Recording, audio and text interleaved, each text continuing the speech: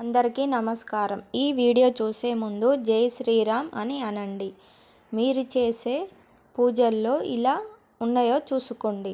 ప్రతి ఒక్కరూ ఇంట్లో దీపారాధన చేస్తూ ఉంటారు.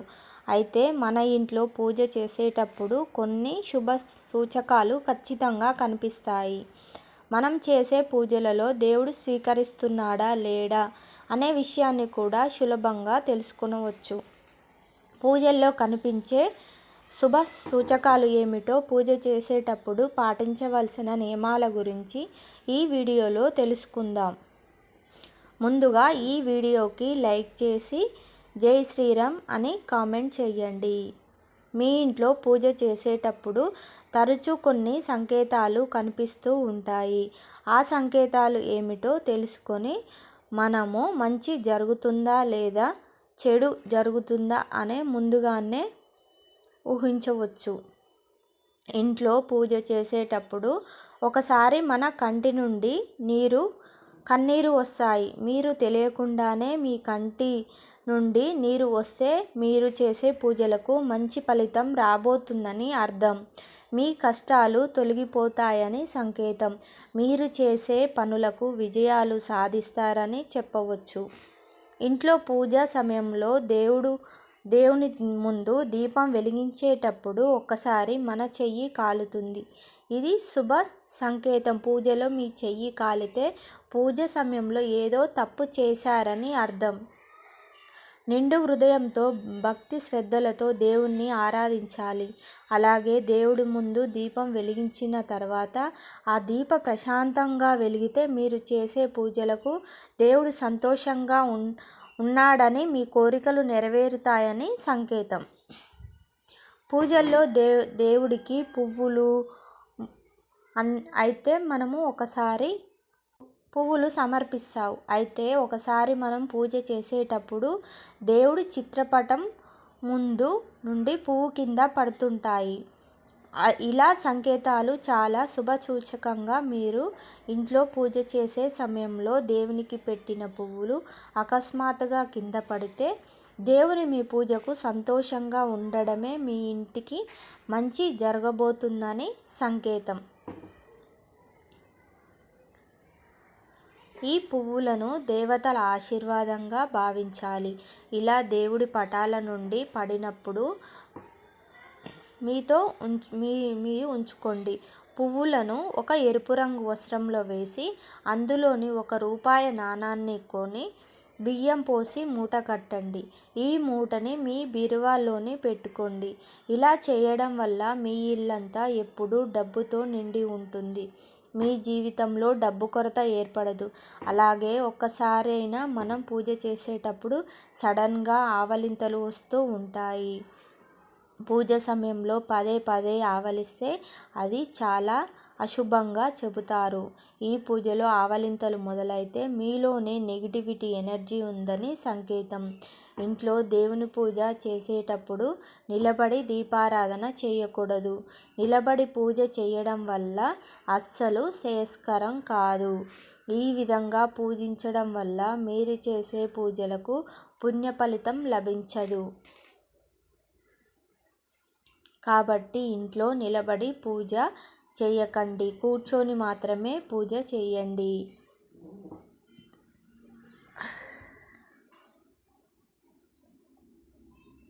అలాగే ఇంట్లో పూజ చేసే స్త్రీలు తలస్నానం, వస్త్రం వేసుకొని పూజ చేయాలి. ఇంట్లో పూజ చేసే సమయంలో చిన్న చిన్న పొరపాట్లు జరుగుతూ ఉంటాయి.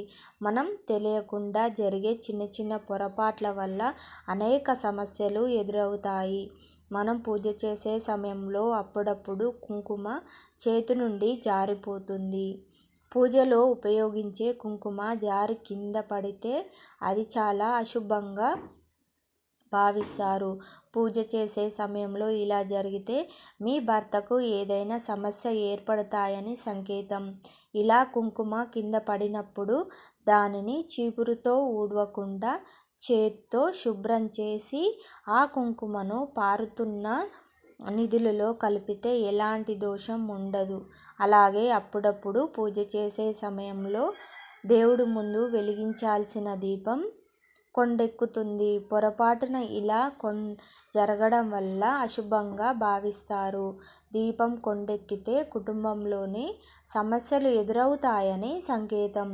ఇటువంటి సమయాలలో దేవుడికి దండం పెట్టుకోండి. తిరిగి ఓం నమఃశివాయ అనే పంచాక్షరి మంత్రాన్ని చదివి దీపాన్ని వెలిగిస్తే ఎలాంటి దోషం ఉండదు. అలాగే ఇంట్లో దీపారాధన చేసేటప్పుడు దీపంలోని ఒత్తులు పూర్తిగా కాలిపోతే మీ ఇంటిపైన దేవుని అనుగ్రహం ఉందని సంకేతం. మీరు కోరిన కోరికలు నెరవేరుతాయని, దేవుడు ఆశీస్సులు మీ ఇంటిపై ఉంటాయని అర్థం. మీ పూజ గదిలో బల్లులు కనిపిస్తే చాలా శుభశకునంగా భావించాలి. ఆ బల్లులను లక్ష్మీదేవి సంకేతంగా భావిస్తారు. కాబట్టి మీ పూజ గదిలో బల్లి కనిపిస్తే మీ ఇంట్లోకి లక్ష్మీదేవి అడుగు పెడుతుందని, డబ్బు సమస్యలన్నీ తీరిపోతాయని, పూజ గదిలో నల్ల చీమలు కనిపిస్తే మీరు త్వరలోనే ధనవంతులు కాబోతున్నారని శుభసూచకం. మీ ఇంట్లో లక్ష్మీదేవి అడుగు పెడుతుందని, మీ సమస్యలన్నీ తీరిపోతాయని అర్థం. అలాగే పూజ గదిలో దీపం వెలిగించినప్పుడు ఒక్కోసారి దీపం నుండి శబ్దం వస్తుంది. అలా అస్సలు రాకూడదు. దీపం ప్రశాంతంగా వెలుగుతూ ఉండాలి. అంతేగాని శబ్దం చేస్తూ వీలైతే మీరు చేసే పూజలు ఏవో తప్పులు చేస్తున్నారని అర్థం. దీపం నుండి శబ్దం రాకూడదు. అలాగే మీరు వెలిగించిన దీపం పైన పువ్వు పడితే మీరు చేసే పూజలు దేవునికి చేరుతున్నాయని, మీ పూజలతో దేవతలు సంతృప్తి చెందుతారని అర్థం. పూజలో వెలిగించిన దీపాన్ని అగరవత్తులతో వెలిగించాలి. పూజలో దీపం వెలిగించిన తర్వాత దీపం దగ్గర అక్షింతలు వేయాలి. అలాగే దేవునికి కొట్టే కొబ్బరికాయ కుళ్ళిపోతే చాలా చెడు సంకేతంగా భావిస్తారు. కొబ్బరికాయ కుళ్ళినప్పుడు దానిని తీసేసి మీ కాళ్ళు చేతులను శుభ్రంగా కడుక్కొని పూజ గదిలోని పసుపు నీళ్లు చిలకరించి కొత్త కొబ్బరికాయను కొట్టండి. ఇలా చేయడం వల్ల ఎలాంటి దోషం ఉండదు. అలాగే దేవాలయాల్లో కొబ్బరికాయ కుళ్ళిపోతే దేవుడు ఆ విగ్రహాన్ని మంచినీటితో శుభ్రం చేసి ఆ తర్వాతనే మరో కొబ్బరికాయను కొట్టండి. వాస్తు శాస్త్రం ప్రకారం ఇంట్లో పూజ చేసేటప్పుడు పూజల్లో ఉపయోగించే పూజ సామాగ్రిని మీ కుడివైపున పెట్టుకోవాలి. ఇలా చేయడం వల్ల మీ కుటుంబానికి ఐశ్వర్యం సిద్ధిస్తుంది. అలాగే పూజలు ఉపయోగించే పండ్లు, పువ్వులు, మంచినీరు, శంఖం వంటి వస్తువులను మీ ఎడమవైపున పెట్టుకోవాలి. ఇలా చేయడం వల్ల ఆ దేవుని అనుగ్రహం మీకు ఎప్పుడూ నిండుగా కలుగుతుంది. మనం ప్రతినిత్యం చేసే పూజలలో ఈ నియమాలను పాటించండి. మీరు చేసే పూజలకు శుభ ఫలితాలు లభిస్తాయి. విశ్వాసం. పూజ చేసే స్త్రీలు ఖచ్చితంగా కుంకుమ బొట్టు పెట్టుకోవాలి.